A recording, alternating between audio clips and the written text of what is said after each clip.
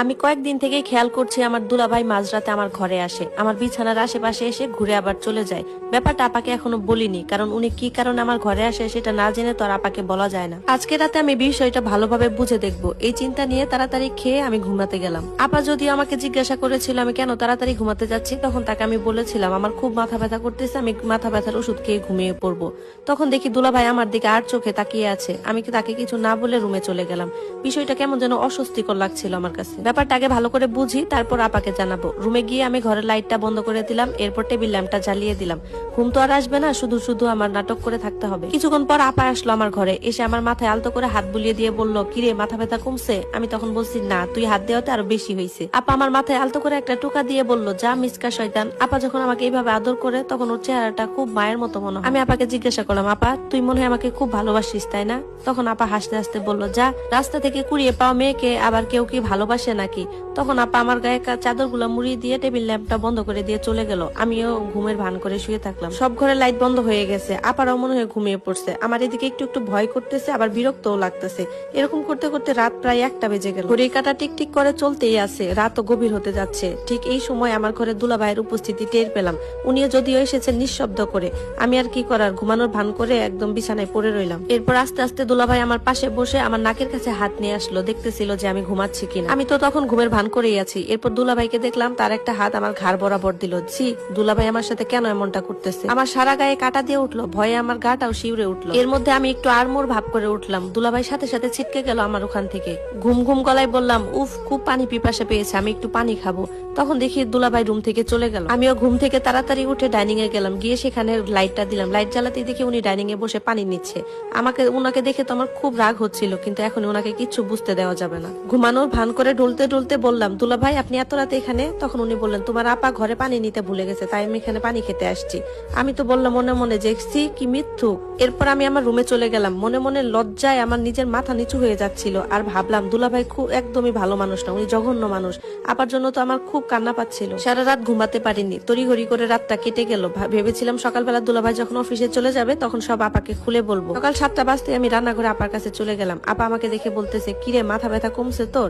আর রাতে ঘুম কেমন হলো? রাতের কথা মনে হয় যতটা না খারাপ লাগলো তার থেকে বেশি খারাপ লাগলো আপার ওই নিষ্পাপ মুখটা দেখে। আর আমি ভাবতে থাকি, আপার মতো একটা নিষ্পাপ মেয়ের কপালে এরকম একটা জঘন্য লোক জুটছে। এসব ভাবতে ভাবতে আমি মনের অজান্তে কেঁদে ফেলি।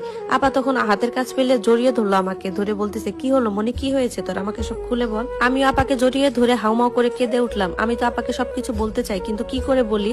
তখন আপাকে বললাম, কি শোনা রে আপা, হঠাৎ করে মায়ের মুখটা মনে পড়ছে তাই। তখন আপা হাসতে হাসতে বলল যে আমি তো তোর আরেকটা মা, তাই না? এই কথা বলে তার বুকে আমাকে জড়িয়ে নিল। আমি এরপর আস্তে আস্তে শান্ত হয়ে গেলাম। কিছুক্ষণ পর আপাকে আমি একটু শক্ত হয়ে বললাম যে আপা, তোর সাথে আমার কিছু কথা আছে। তখন আপা বলল, আচ্ছা ঠিক আছে, তোর দুলাভাই আগে অফিসে চলে যাক, তাহলে তারপর আমরা দুজন জমিয়ে আড্ডা দিব আর গল্প করব। আমি তখন ভ্রু কুঁচকে বললাম, দুলাভাই আজকে এখন অফিসে যায়নি? তখন আপা বলল, না, তোর দুলাভাইয়ের নাকি রাতের বেলা ভালো ঘুম হয়নি, যার কারণে আজকে একটু দেরিতে যাবে। ও গোসল করতেছে, গোসল করে আসলে পরে অফিসে চলে যাবে। কিন্তু আমি তো দুলাভাইয়ের সামনে একদমই পড়তে চাই না, এজন্য আপাকে বললাম, আচ্ছা ঠিক আছে, আমি তাহলে রুমে চলে যাই। তখন আপা বললো, আচ্ছা যাওয়ার সময় সোফার উপরে থেকে মোবাইলটা আমার রুমে একটু চার্জে দিয়ে যাস। যখন আমি মোবাইলটা আপার রুমে চার্জে দিতে গেলাম তখন দেখি দুলাভাইয়ের ফোনে বারবার কল আসতেছে আর টেক্সট আসতেছে। আজকাল লোকটাকে আমার খুব সন্দেহ হয়। ফোনটা যখনই হাতে নিলাম সাথে সাথে একটা টেক্সট এলো, আজকে এত দেরি করে আসছো কেন, তাড়াতাড়ি এসো না, আমি তোমার জন্য অপেক্ষা করতেছি। এরপর আরেকটা এলো, গতকাল রাতে আমাকে ফোন দাওনি কেন জান? তারপর আরেকটা টেক্সট এলো, আজকে একটু বেশি সময় নিয়ে আসবা, আজকে একটু আমাকে বেশি সময় দিবা। যে নাম্বার থেকে বারবার কল আসতেছিল সেই নাম্বার থেকে মেসেজ গুলো এসেছিল। বুকের ভেতর আমার কেন জানি না ধক করে উঠলো এগুলা দেখে।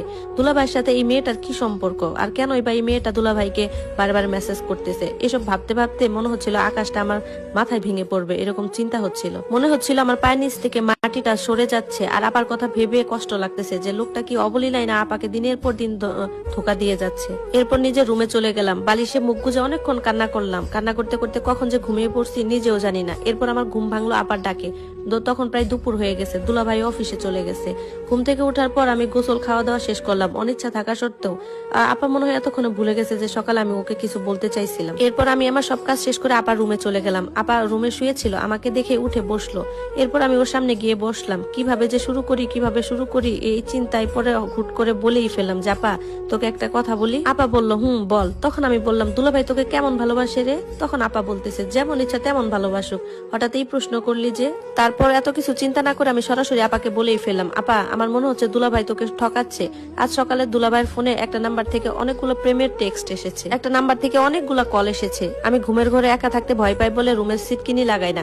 এই সুযোগে দুলাভাই কয়েকদিন আমার ঘরে আসছে, গতকালকেও এসেছিল। সবকিছু এক নিঃশ্বাসে বলে ফেললাম। আমার চোখ মুখ দিয়ে ক্ষোভ ঝরতেছে, সাথে চোখ দিয়ে কান্নার পানিও ঝরছে। আপার দিকে তাকাতে আমার খুব কষ্ট হচ্ছে, ভয়ও পাচ্ছি। খুব কষ্ট করে তারপর আপার দিকে তাকালাম, দেখলাম তার চোখ মুখ লাল হয়ে গেছে, সাথে পানি। আপার চোখের পলকও পড়তেছে না। আমি যখন তাকে আপা বলে ডাকতে গেলাম তখন সে আমাকে জোরে একটা চড় দিল। আমি ছিটকে আপার থেকে দূরে সরে গেলাম। মুহূর্তে মনে হচ্ছিল আমার পৃথিবীটা যেন দুই খণ্ড হয়ে গেল। আপার চোখ মুখ দেখে মনে হচ্ছিল আগুন বের হচ্ছে। আমার নিজের জন্য যতটা না ভয় হচ্ছে, তার থেকে বেশি ভয় হচ্ছে আপার এই রূপটা দেখে। ঢলে পড়ে যেতে লাগলাম। আমি মেঝেতে ধপ করে বসে পড়লাম। আপা রোবটের মতো একদম দাঁড়িয়ে আছে, ঘরে যেন আলো বাতাসের কোনো ছায়াও নেই। আমি আপার চোখ মুখের দিকে তাকিয়ে আছি, দম বন্ধ হয়ে আসতেছে আমার। কিছুক্ষণ আপা এইভাবেই থাকলো, আমিও সারাক্ষণ ওর দিকেই তাকিয়ে থাকলাম। আপাকে দেখে আমি কান্না থামাতে পারলাম না। মুখ চেপে ধরে আপার রুম থেকে বেরিয়ে যখন আমার রুমে যেতে লাগলাম তখনই দেখি আপা আমার সামনে এসে দাঁড়ালো।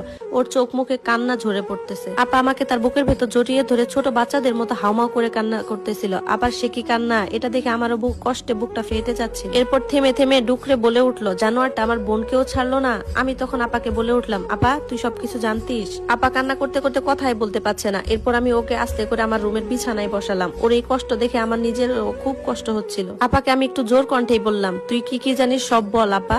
তখন আপা আমার দিকে তাকিয়ে অসহায়ের মতো বলল, জানিস মনির, ঠিক বিয়ের প্রথম রাত থেকেই আমি সবকিছু জানতাম। রাতে যখন ঘুমাতাম ওর মোবাইলে কল আসতো, মেসেজ আসতো একটা মেয়ের, বউ পেয়ে আমাকে ভুলে গেছো, তুমি কালই আমার সাথে দেখা করবা, আমি তোমাকে ছাড়া একদমই থাকতে পারবো না। এরপর যে কথাগুলো লেখা ছিল সেটা আমি তোকে আর বলতে পারবো না। এইটুকু বলে বিছানায় লুটিয়ে পড়লো আপা। আপার কি যে কষ্ট হচ্ছিল, ওকে দেখে মনে হচ্ছিল দুনিয়ার সবচেয়ে বড় কষ্টটাই ওর এখন হচ্ছে। এরপর আপাকে জড়িয়ে ধরে দুই বোন মিলে হাউমাউ করে কান্না করলাম। আমাদের মা যখন মারা গেছে তখন আমরা দুইজনে এইভাবে কান্না করছিলাম, কিছুতেই আমাদের কান্না থামছে না। আপা এরপর হঠাৎ করে উঠে বসে পিঠের জামা তুলে আমাকে দেখালো, দেখিয়ে বলল, দেখ ও ওর প্রেমিকাকে ভালোবাসা বিলায় আর আমাকে এসে এসব কষ্ট দেয়। আপার পিঠে দাগগুলো দেখে আমার শরীরটা শিউরে উঠলো। আমি চিৎকার দিয়ে বললাম, আপা কিভাবে এগুলো সহ্য করো তুমি? আপার মতো একটা ভালো মানুষ কিভাবে এগুলো মেনে নেয়? একদিকে আকাশ ভাঙার কষ্ট আর এইদিকে আপার যন্ত্রণা। আপার এই কষ্ট দেখে আমার ক্ষোভ আরো বাড়তে লাগলো। আমি চিৎকার করে বললাম, আমি ওই জানোয়ারটাকে একদম শেষ করে দিব আপা। ঠিক ওই মুহূর্তে কয়েকবার কলিং বেল বেজে উঠলো। এখন আর কে আসবে ওই শয়তান লোকটা ছাড়া? কলিং বেলের শব্দ শুনে আপা আমাকে শান্ত হতে বলল। তড়িঘড়ি করে চোখ মুখ মুছে দরজা খুলতে গেল। দরজা খুলতে শব্দ পেলাম ওই অমানুষটা ঘরে ঢুকেছে, মানে আমার দুলাভাই। ভেতরে ঢুকে আপাকে দেখে বলতেছে, কি হয়েছে তোমার এরকম বেহাল অবস্থা কেন? এই কথা শুনে আমার কি যে হয়ে গেল। রাগ ক্ষোভ আমার মাথায় উঠে পড়েছে। পাগলের মতো ছটফট করতে করতে আমার ঘরের ইনস্ট্রুমেন্ট বক্স থেকে একটা ছুরি নিয়ে দরজার পাশে গিয়ে দাঁড়ালাম। আমি ঘরের পর্দা সরাতেই দেখি আপা হুড়মুড় করে আমার ঘরে ঢুকতেছে। আমরা কেউ কাউকে খেয়াল করিনি। আপার সাথে ধাক্কা লাগতে বেসামাল হয়ে ছুরিটা দিয়ে আপার আমার হাত একটুখানি কেটে গেল। আপা যখন ব্যাপারটা বুঝতে পারলো আমাকে রুমে নিয়ে গেল। রুমে নিয়ে গিয়ে ঘরে সিটকিনি দিয়ে দিল। এদিকে যে দুজনের হাত কেটে গেছে সেই খেয়াল আমার নেই। আমি জোরে জোরে নিঃশ্বাস নিচ্ছি আর রাগে ফুঁসছি। আপাকে বলতে লাগলাম, আপা এই আপা তুই আমাকে ছেড়ে দে, আজ আমি ওই অমানুষটাকে শেষ করেই ফেলবো। আপা আমাকে থামানোর চেষ্টা করছে। ধন্যবাদ সবাইকে। এই গল্পটির প্রথম পার্ট দেওয়া হলো, দ্বিতীয় পার্ট আগামীকাল পাবেন। একটা বড় গল্প আপলোড দিতে গেলে অনেক সময় লাগে, আর ফেসবুক এটা নিতেও চায় না, যার কারণে গল্পগুলো পার্ট বাই পার্ট দেই। শেষ পর্ব কমেন্ট বক্সে থাকবে।